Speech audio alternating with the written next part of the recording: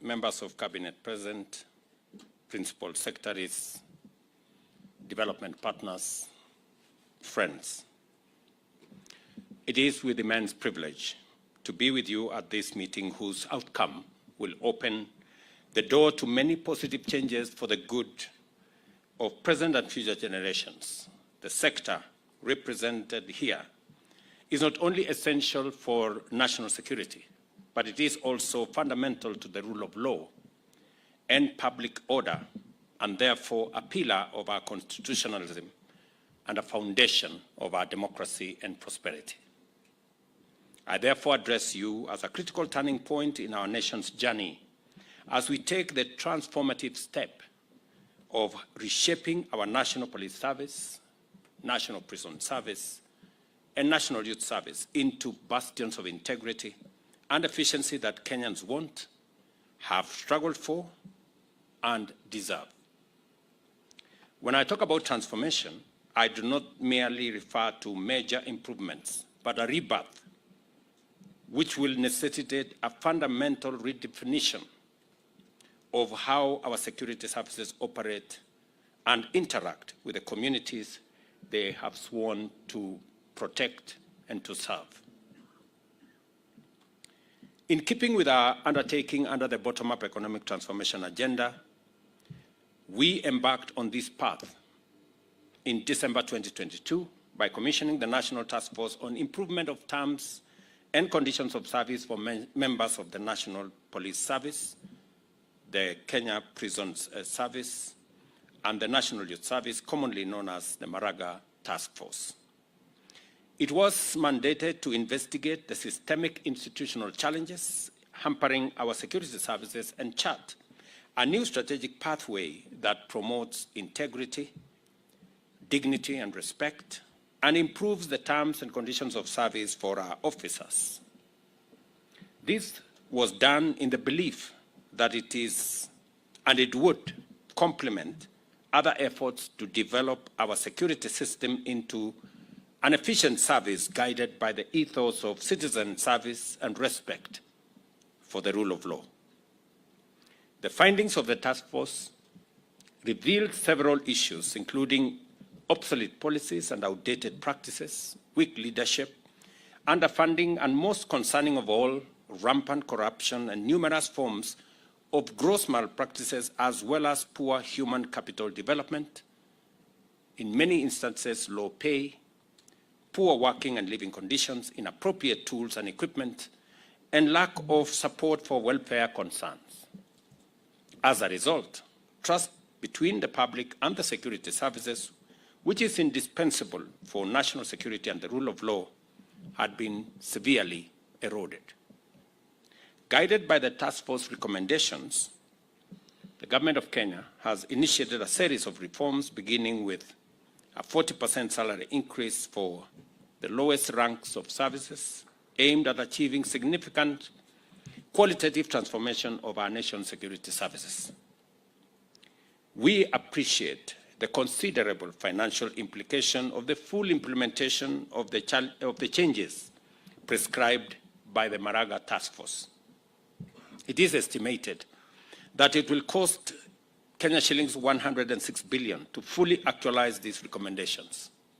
Of this, 22 billion will finance improvement in compensation package for officers, while 37 billion will go to the upgrading of hardware as well as welfare reforms, and 45 billion is required to implement modernization of the services.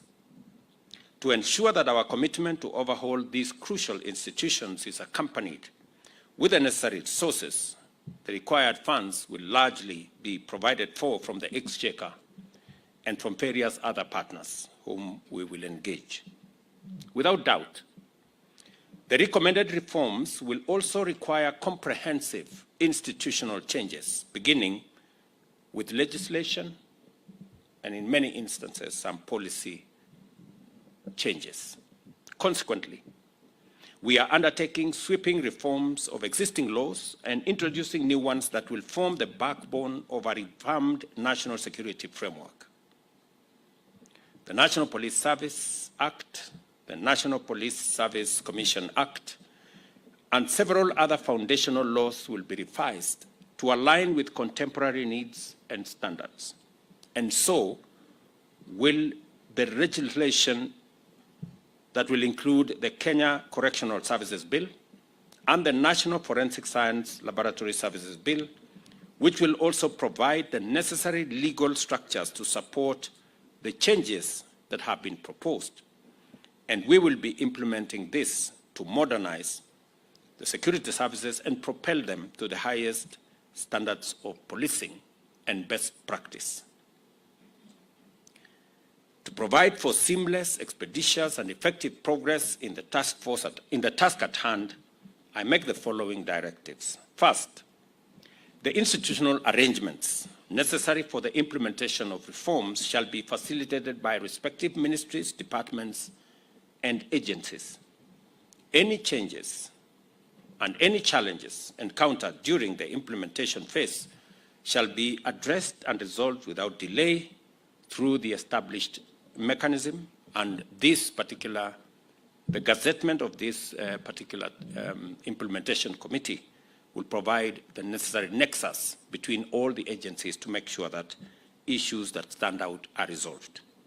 Any challenges encountered in any manner shall be forwarded to this committee. Further, I direct that development of policies and legislative reforms must be inclusive and must be participatory. The provision for public participation in our Constitution is no longer a sterile provision. It is a live provision that demands that the public be involved in how they want to see the services, whether it's police service or the national service or the correctional service, in the next form. I am also very happy that we now have a public participation bill in the House that will create the requisite standards for public participation to be undertaken on all policy and legislation that will be undertaken by our Parliament. It is also essential that the National Police Service, Kenya Prison Service, and National Youth Service complete the development of their respective modernization strategies and plans within the next 3 months. I know there was a suggestion that this be undertaken over the next 6 months. I think 3 months is sufficient so that we can begin to figure out how what was recommended by the Maraga Task Force can be brought into being. Accordingly, the National Treasury will make adequate provision for funding to implement these interventions. Beyond legislation, we are also drafting new policies and revising old ones in order to redefine our national security landscape and chart a path to the future that is fully aligned with our constitutional framework as well as aspirations as a nation. The public order management policy, community policing policy, and the National Correctional Service policy will not merely be the guide for our officers, but will be the strategies aimed at ushering in a new era of community engagement and community cooperation. These policies are designed to forge a strong partnership between our security services and the community by building trust and enhancing cooperation between the public and law enforcement officers and agencies. As we move forward with these reforms, I urge each one of you to fully come on board and join in mobilizing the people of Kenya to take part in this transformative journey. And in my opinion, already we have undertaken some of the recommendations that were made by the Maraga Task Force, and they will largely be in 3 different categories as the committee undertakes this implementation responsibility. Institutional reform. we are looking at a police service, a national youth service, a prison service that is fit for purpose to deal with the challenges and to live up to the expectations of the people of Kenya in the 21st century. And therefore, the institutional reforms that have been recommended by the Maraga Task Force are a major cornerstone and pillar of the future of the three services and how the security service architecture will be built, focusing into a much more people-centered security service that is in line with our expectations and the constitutional parameters of respecting human rights and making sure that we safeguard the rule of law as a mechanism of underwriting our democracy and constitutionalism. So institutional reform is going to be a very big portion, and recommendations on policy, recommendations on legislation that needs to be amended is critical to the delivery of this recommendation of the Maraga Task Force. The other focus must be on the human capital development and responding to the needs, the requirements, the capabilities, and the general terms of service of the men and women who are charged with this sector. It will go all the way to what we are discussing about the salaries, allowances, housing, transport, and many of the other aspects that are necessary for making sure that we get the best output out of the men and women who serve in this sector.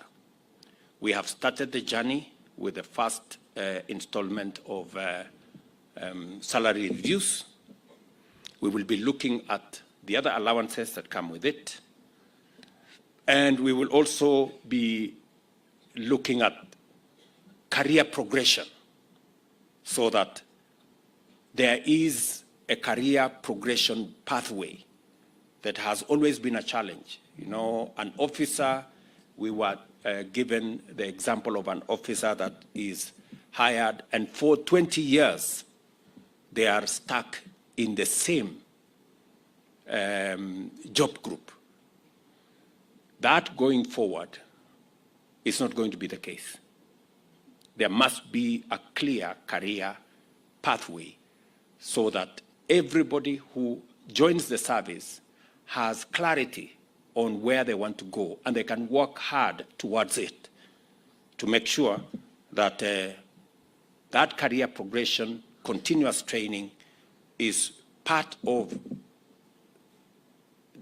the available pathways for the people joining either the prison service or the National Youth Service or our police service. And the third aspect is going to be the space around equipment, around making sure that we have the requisite tools for the delivery of the job and the mandate for which the services have been assigned. And this will include capabilities around transportation, capabilities around communication, capabilities that will speak to digitization of the services that we are engaged in. And my very clear instructions is, as we digitize government services, we must onboard the digitization of police services, National Youth Service, and also our prison service. The legendary OB must be in digital form so that it is known if a Kenyan has been booked for whatever reason, it must be documented in a manner that cannot be tampered with.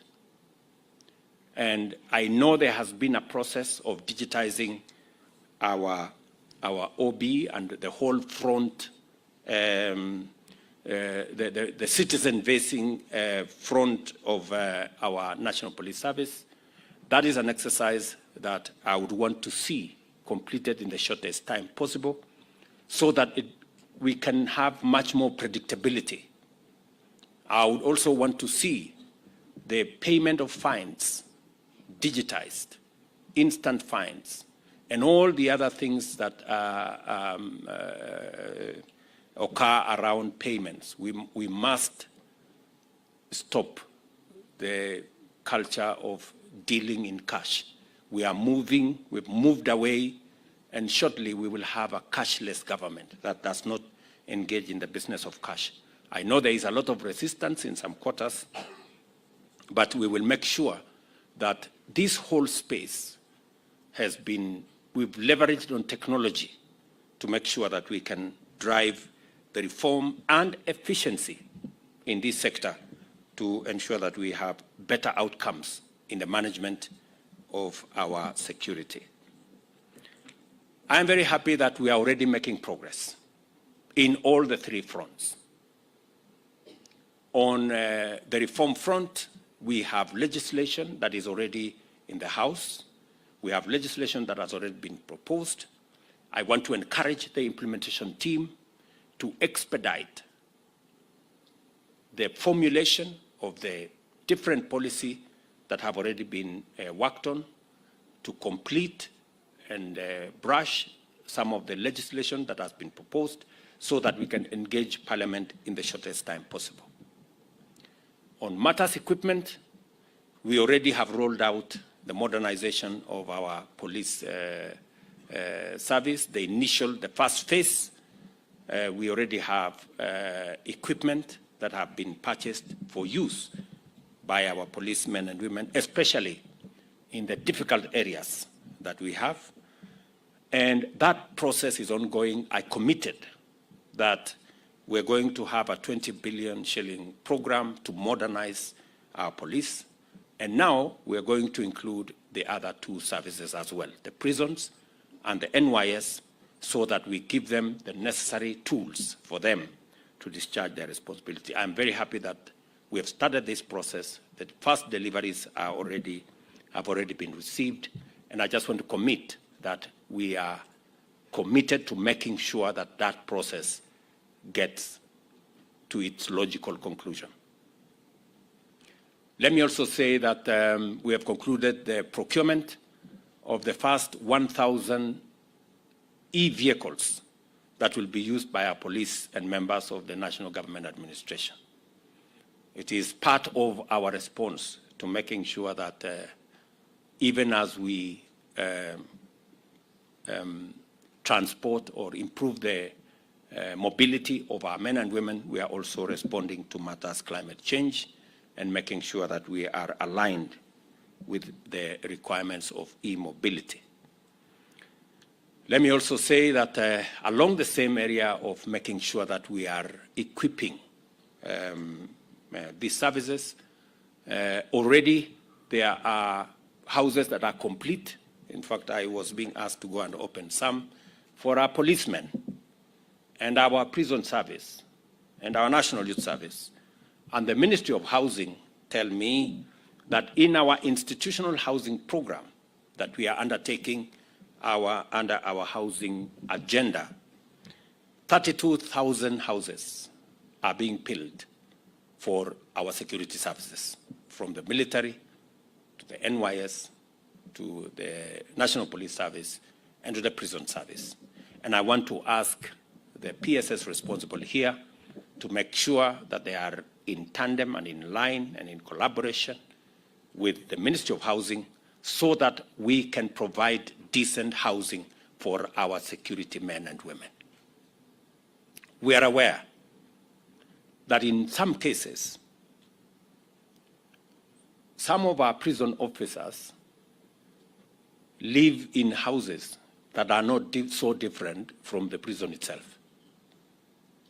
Because if an officer is living in a murder house, you know, the difference between a murder house and a prison is very small. And that cannot be the case.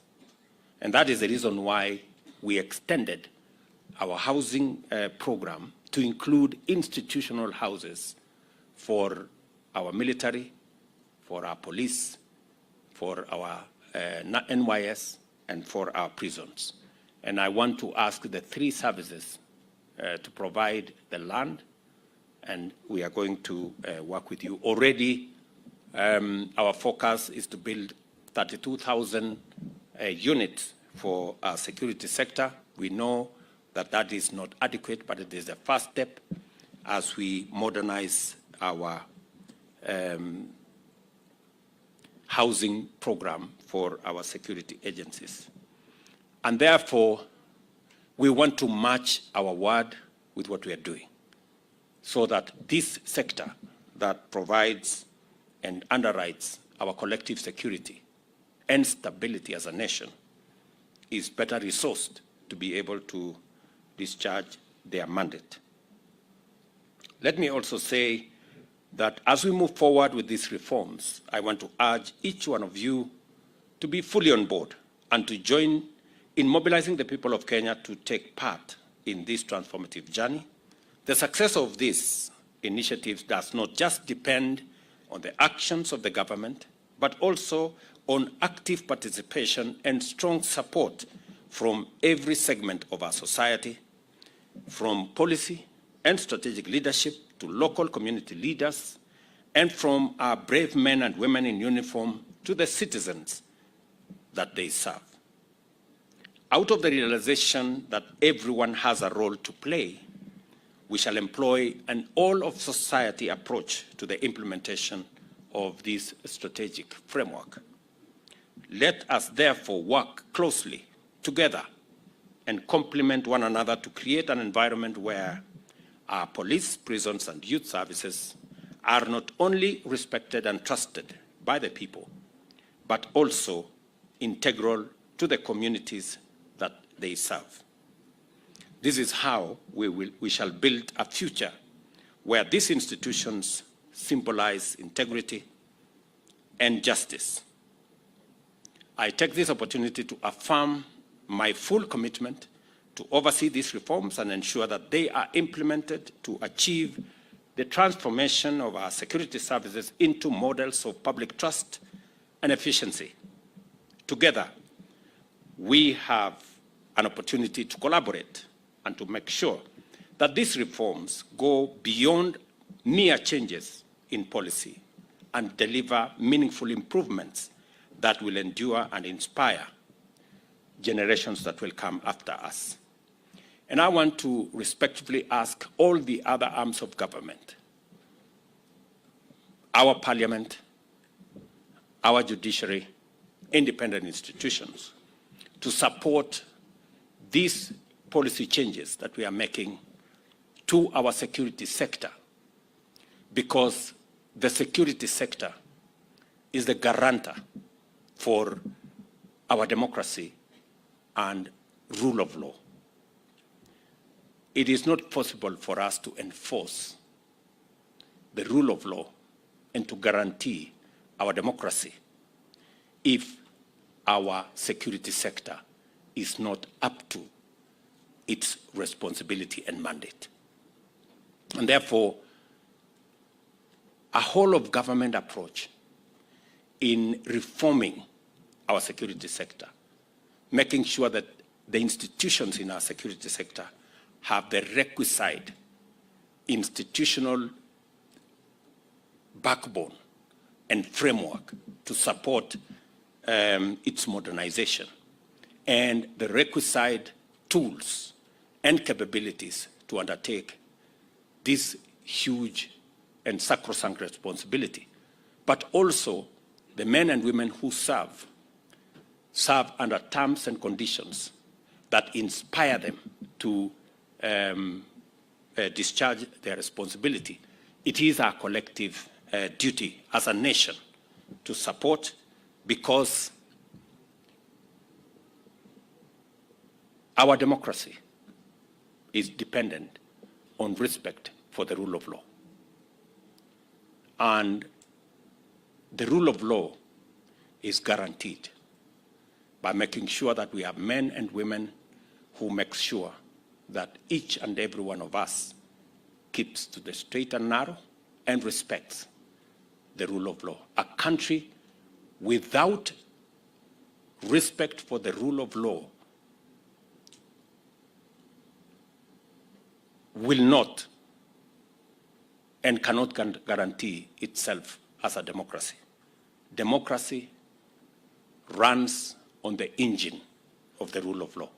And that is why it is necessary for us to collectively and as a society and all arms of government support the security sector in making sure that they have the requisite capabilities to be able to undertake the responsibilities that they have been assigned. If we do this together, present and future generations of Kenyans will experience, appreciate, and celebrate the fruits of your commitment to the institution of sound, effective, professional, and ethical national security institutions that will guarantee peace and security as the foundational enablers of Kenya's economic transformation. It is very clear to me that together we can achieve this.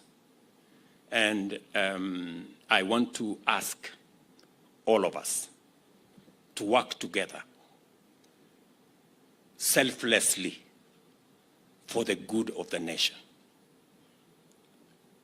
I am acutely aware that the National Police Service is an independent institution, and so is the judiciary. But ultimately, we have one master, the people of Kenya. And we must make sure that we work together towards serving not interests of individuals, but the collective interest of the people of Kenya. And therefore, I want to ask for more collaboration, more working together,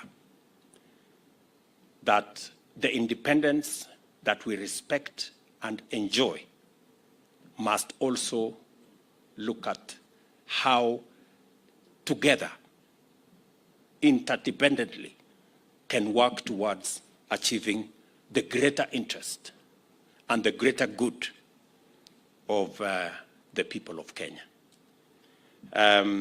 So I really want to ask for a much more harmonious engagement and relationship between our different arms of government and also our different independent institutions, so that we keep focus not on what is good for one sector, but what is good for the greater good of the people of Kenya. Because that way we will be serving the interest of the Kenyan people. We must, by all means, defend our democracy and the rule of law. We must ensure that we also defend our independent institutions. But we must also ensure that we work together towards the common good of the people of Kenya, and that requires leadership that appreciates that our independence is for purposes of making sure that we serve the people of Kenya. It is not independence for any other purpose. It is for making sure that we draw the lines for us to operationally work towards working for the people of Kenya. And I want to ask for greater understanding, greater accommodation, greater intergovernmental and interagency collaboration for us to achieve what is good for the people of Kenya without necessarily disagreements that can jeopardize the greater good of the people of Kenya. So with this, I am very confident that the transformation, the institutional changes we are going to make, the policy changes we are going to make, the improvement in terms of conditions for service, and the whole capabilities and equipment and tools that will be made available to our security sector will help in making sure that our country continues to be a country based on the rule of law, and that also protects our democracy and the rights of every Kenyan. So I am very happy to be part of this occasion. I want to ask the chair and the members of the committee that will be charged with this implementation that I will be keeping tabs on the progress to make sure that what has happened with many task force reports, the famous gathering dust in some places, does not happen to this report. My very best wishes. Thank you very much, and God bless you.